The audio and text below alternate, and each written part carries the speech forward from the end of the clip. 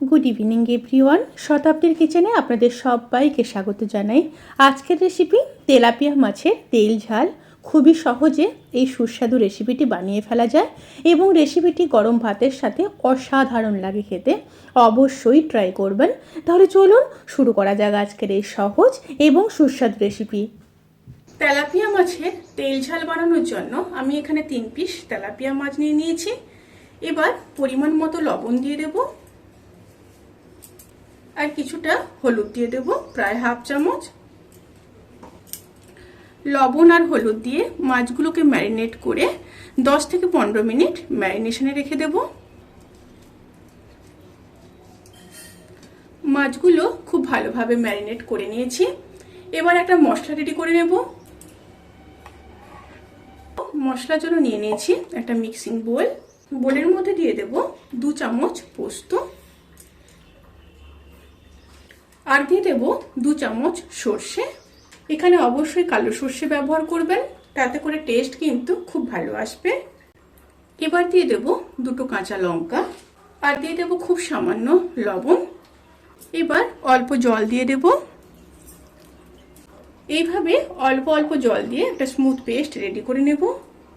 এবার প্যানের মধ্যে সর্ষের তেল দিয়ে দেব। তেলটা গরম হয়ে আসা পর্যন্ত অপেক্ষা করব।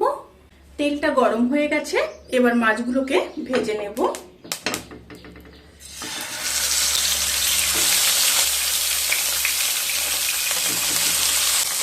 একটা সাইড মাছ ভাজা হয়ে গেছে, এবার উল্টে দেব।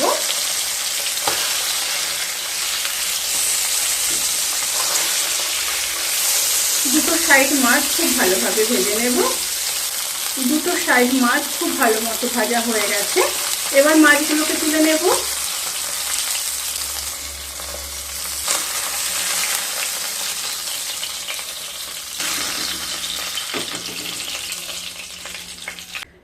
এবার ওই তেলের মধ্যে হাফ চামচ কালো জিরে দিয়ে দেব, একটু নেড়ে নেব। তেল থেকে যখন একটা সুন্দর স্মেল আসতে শুরু করবে, সেই সময় দিয়ে দেব 2টো বড় সাইজের কেটে রাখা পেঁয়াজ। পেঁয়াজগুলোকে হালকা ব্রাউন কালার করে ভেজে নেব। পেঁয়াজগুলো যখন হালকা ব্রাউন কালার করে ভাজা হয়ে যাবে, সেই সময় দিয়ে দেব হাফ চামচ হলুদ গুঁড়ো, হাফ চামচ কাশ্মীরি লঙ্কার গুঁড়ো আর দিয়ে দেব পরিমাণ মতো লবণ। আমি মশলা পেস্ট করার সময় লবণ দিয়েছিলাম, সেই অনুযায়ী এখানে কিন্তু লবণ দিলাম। এই সময় কিন্তু স্টিম অতি অবশ্যই লোতে থাকবে। খুব ভালোভাবে মিশিয়ে নেওয়ার পরে এবার দিয়ে দেব পেস্ট করে রাখা মশলা, সাথে মশলা ধোয়া জল আর দিয়ে দেব উপর থেকে একটা কেটে রাখা টমেটো। টমেটোটা আমি উপর থেকেই দিলাম, আপনারা চাইলে কিন্তু পেঁয়াজের সাথেও দিতে পারেন। আবারও খুব ভালোভাবে মিশিয়ে নিচ্ছি। মিশিয়ে নিয়ে মশলাগুলোকে ভালোভাবে কষিয়ে নিয়ে তারপর ফিরে আসছি।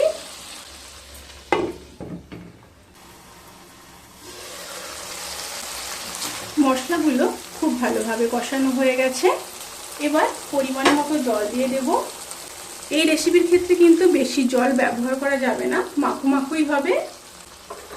প্রায় 150 ml মতো জল দিয়ে দিলাম। আবারও খুব ভালোভাবে মিশিয়ে নেব।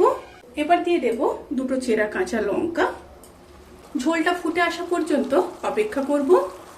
ঝোলটা ফুটে এসছে, এবার ভেজে রাখা মাছগুলোকে দিয়ে দেব।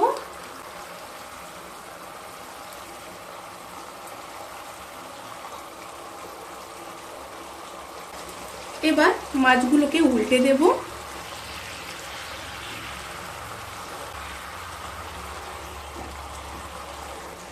মাছগুলোকে উল্টে দিয়েছি, এবার ঢাকা দিয়ে লো স্টিমে 5 মিনিট রান্না করে নেব।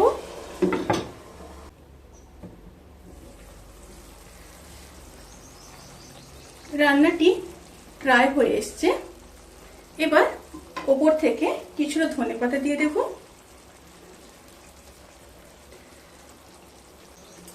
আর দিয়ে দেব সামান্য পরিমাণে কাঁচা সর্ষের তেল, অবশ্যই দিতে হবে। আবারও খুব ভালোভাবে মিশিয়ে নেব।